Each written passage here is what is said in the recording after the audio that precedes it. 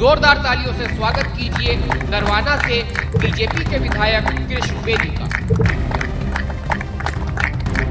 ये जीत कृष्ण बेदी की जीत है या जो पॉलिटिकल सर्कमस्टांसेस बने थे 2024 में। पार्टी का देश तो कृष्ण बेदी के लिए भगवान का देश है। और हर जगह आप ये कहते होंगे कि देखो अब मैं आ गया हूँ, अब मैं कहीं नहीं जाऊंगा, अब मैं यहीं रहूंगा। कृष्ण बेदी चुनाव नहीं लड़ता, ये बीजेपी के अंदर तय बात है।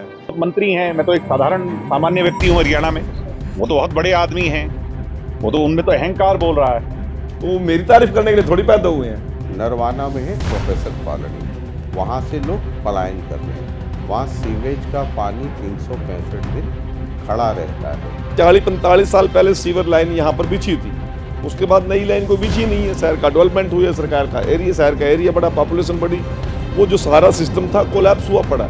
जिस माइनर का पानी हम पीने के लिए इस्तेमाल करते हैं और उसमें नरवाना शहर के कुछ सीवरेज की लाइन पानी उसमें उतारा था। नहीं, इसमें मैं सहमत नहीं बिल्कुल। नरवाना वो हल्का है जो हिसाब किताब बराबर कर देता है। क्या बंसीलाल जी तो शाम से नहीं आ रहे? क्या हुड्डा जी का बेटा रोहतक से नहीं आ रहा? उनके बारे में कोई नहीं कहता, सिर्फ नरवाना के ऊपर ये ब्लेम लगाते हैं। बदराम नगर है, अग्रसेन नगर है, मॉडल टाउन है, पंजाबी चौक है। ये वो इलाके हैं जहाँ पे इन लोगों ने कहा कि भाई साहब जल भराव की हालत ऐसी है कि हमारा रहना मुश्किल हो गया है। जल भराव जिस क्षेत्र में होता है उस क्षेत्र के अंदर भी मंत्री जी ही रहते हैं। अब वो पूरा हो गया अलग बात है, और वो जल भराव क्यों हो रहा है ये भी नरवाने वालों को पता है। क्यों हो रहा है? वो सड़क नीची किसने की? सिर्फ अपने मकान को बचाने की।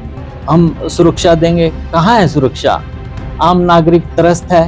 चैलेंज के साथ कह रहा हूँ, और जिसने गुंडागर्दी करने का शौक है, मैं हरियाणा पुलिस के बलबूते पे कह रहा हूँ, आ जाए नरवाना के। इलाज बढ़िया वाला करेंगे, नैब सिंह सैनी वाले स्टाइल में करेंगे, क्यूडी कैट करेंगे। इतनी महिलाएं हैं, सबको लगता था कि 2100 मिलेगा, और सरकार बनते शर्त नंबर 1, शर्त नंबर 2, शर्त नंबर 3, 4, 5। सबसे पहले पीछे वाले आदमी को, जिसका कोई वाली वारस नहीं है, जिसके सिर पे कोई संरक्षण नहीं है, जिसकी कोई सिफारिश नहीं है, जो कोई राजनीतिक, जिसका कोई दबदबा नहीं बनता, वहां से शुरू करने की बात थी। कितने गड्ढे भर गए हैं आपके, और कितने गड्ढे अभी और भरने हैं?